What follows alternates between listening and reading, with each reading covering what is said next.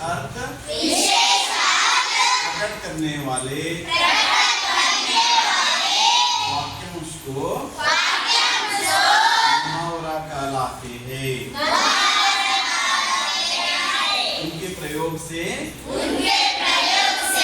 भाषा सरल और सशक्त हो जाती है। ನಾನುಡಿಗಳು ಮನೆ ಮುರಿಯಿತು, ಓಂಕಾರ ಹಚ್ಚು, ಉತ್ಸವ ಮೂರ್ತಿ, ಎಮ್ಮೆ ತಮ್ಮಣ್ಣ, मुहावरे हिंदी में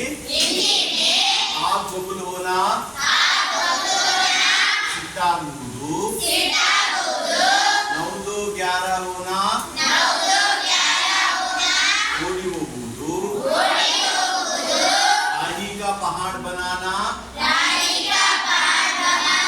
ದೊಡ್ಡದಾಗಿ ಮಾಡುವುದು, आम का आम ಇಡ್ಲಿ का दाम ಹೆಚ್ಚು ಲಾಭ ಮಾಡಿಕೊಳ್ಳುವುದು, ಮಿರ್ಚಿ में मिल जाना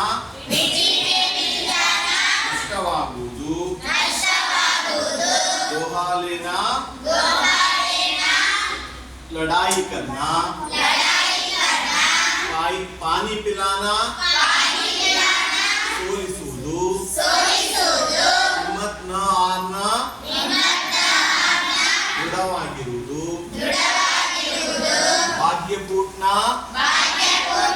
पूरा होना, ರೋ ಪೀಟ್ನ ದುಃಖದಿಂದ ಸಮಯ ಕಳೆಯುವುದು, ಕೌಲ್ನ ಹೆಚ್ಚು ಸಿಟ್ಟಾಗುವುದು,